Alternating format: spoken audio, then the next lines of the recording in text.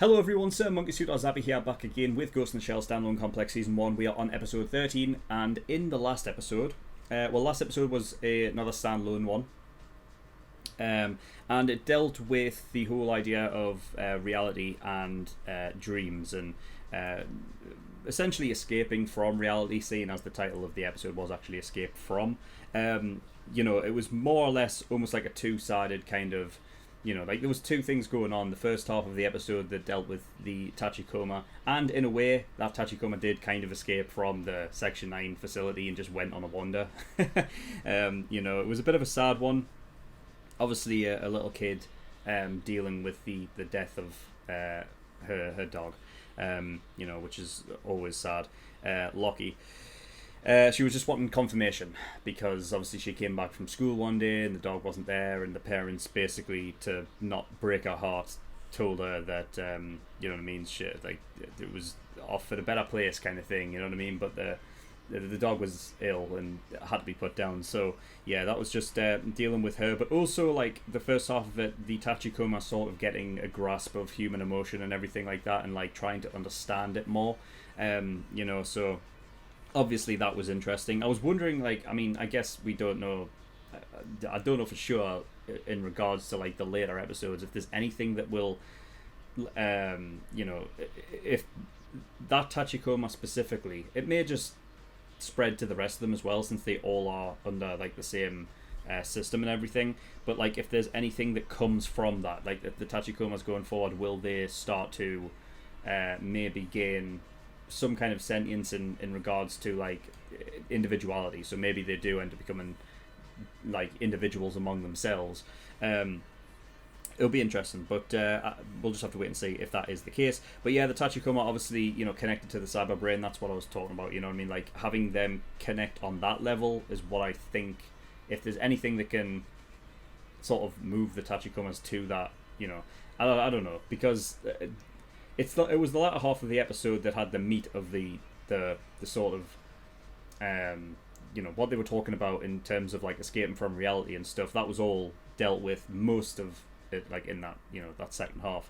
But because it was a case of people were obviously uploading themselves into the cyber brain and just chose not to leave, the fact that you can't just leave and then that's it, it's gone. It's not like you're permanently a part of it.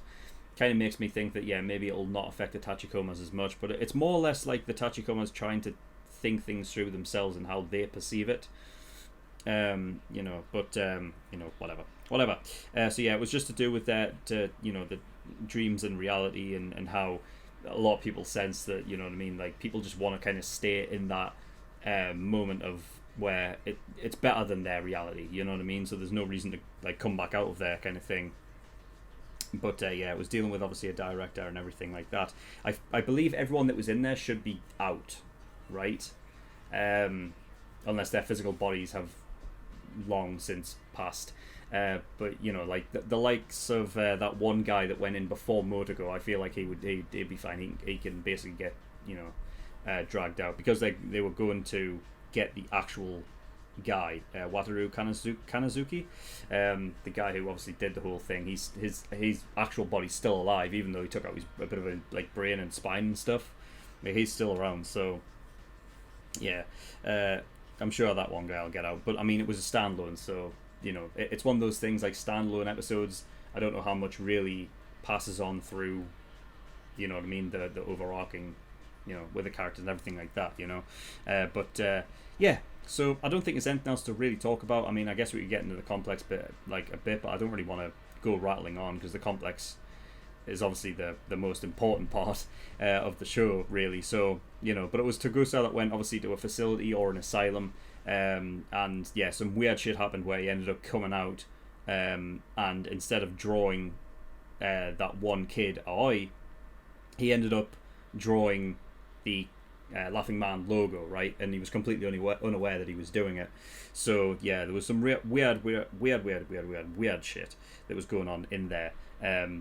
With obviously the kids and being like sort of like geniuses, because they're focused on this one thing, and they make like they breach like security barriers and stuff like that, and like make new ones and stuff.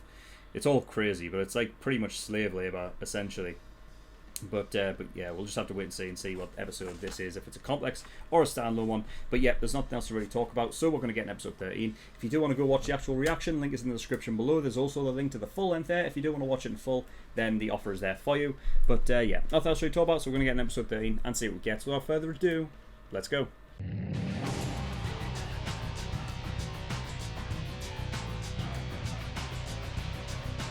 Okay, episode 13. Right, so another standalone one. And it's a tough one because, like, I went back through and I don't think I really got anything more the next time round. Other than the fact that it seems as though there's, like, the idea that because the kid obviously hasn't changed in the time that she's been kidnapped, but that is not Eka Tokura. Eka is the old woman, and therefore there's some things that's like, I think what really is going on is two things. My first one, I mentioned during the reaction that, like, is it a case of she got raped as a kid, and then therefore that is actually her daughter? But the thing is that she looks like exactly the same as what she did before she got kidnapped. So that was like where it became like, I don't really understand what's going on here. But the other thing is that she's just a clone then. But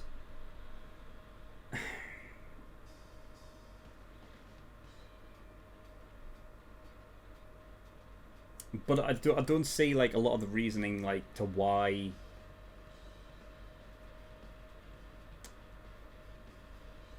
like, how she really became the leader of this like brigade, because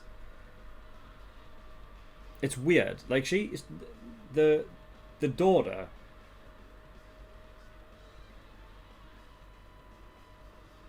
like, seemed very much spoiled.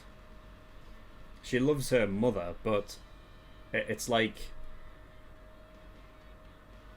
she's fighting against wanting to leave, which I feel like Eka Tokura wanted to leave with her and get away from this whole fucking brigade thing and everything. But the daughter was like, do you want me to be alone? So she feels like she doesn't have a place in the world, and therefore she sticks with this brigade.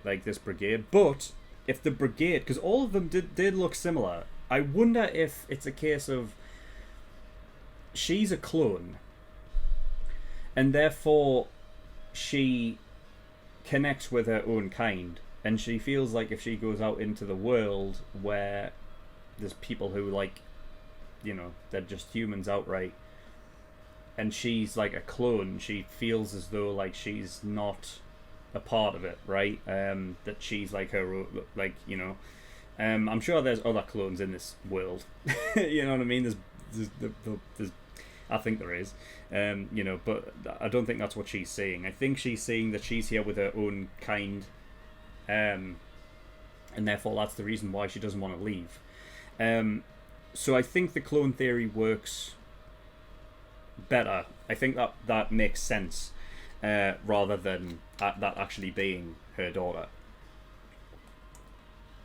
Because when she was kidnapped, my thought of, like, her being raped and everything,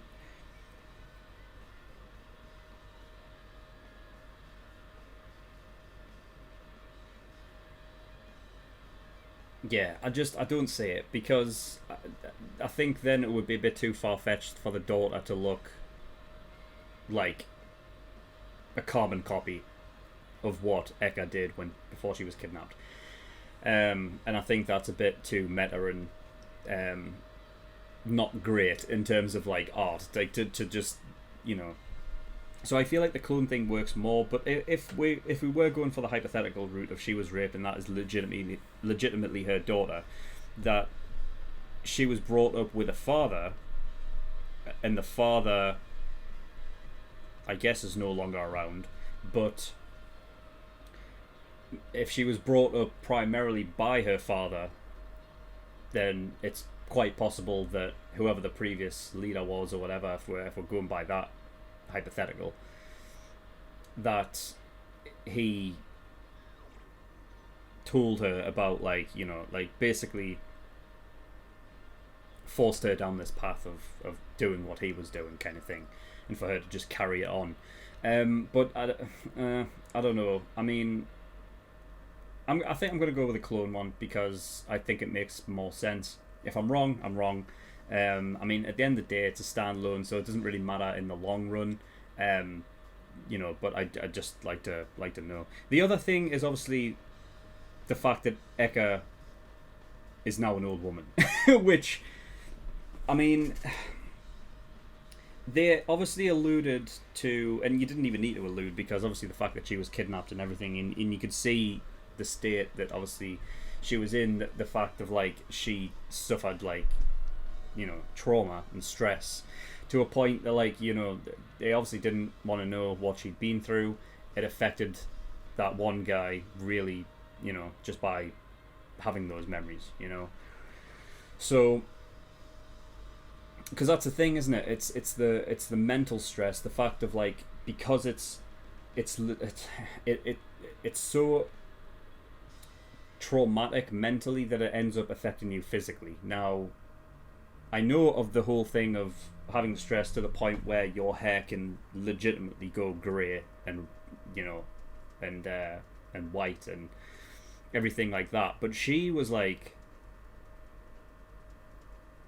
I mean, she was an old woman, you know.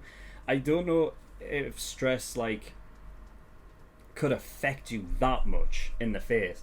And also the fact of, like, she's cyberized, you know, like, she's like Motoko, right? I think they stated that she was completely cyberized, so that means her whole body. So it's like Motoko, right? And I don't know if that works the same way either. So, I mean, even if it was something that could happen with enough trauma and stress to make her look like an old woman, even though she's like, what, like 20 something,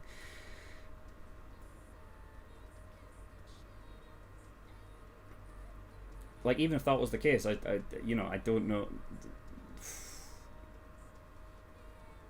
it seems a bit much. It was cool action scenes and everything like that, but it's a bit, like, sort of disappointing with the lack of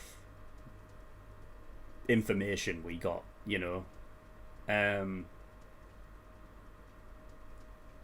Like, I feel like there was more to unpack there that we didn't get, you know. And well, that was taken out just for the action. I don't know. I really don't know. But yeah, I mean that's it. That's really all I can talk about is those two things. There's nothing else, because that's all we got in terms of what happened. So yeah, it's a short one. It's a very, very short discussion. So like, apologies. I don't know if, you know, I'm sure people don't mind the fact that, like, this is all I can talk about. I mean, if there's anything more, then I must have just missed it. But yeah, anyway, that's all I've got. So thank you everyone for watching. In the description below, I've linked to certain things. One of them is the Discord, so you can get yourself over there if you wish. And I also have a Patreon page as well, so if you do want to support me on Patreon, that'd be very much appreciated. There is a bunch of different tiers and rewards there, like early access. That gives you access to shows a week early. So obviously episode 13 and 14 will be out for the public at the same time, obviously right now. That means, you know, you can go get access to episode 15 and 16 right now if you do want to, then obviously get the early access.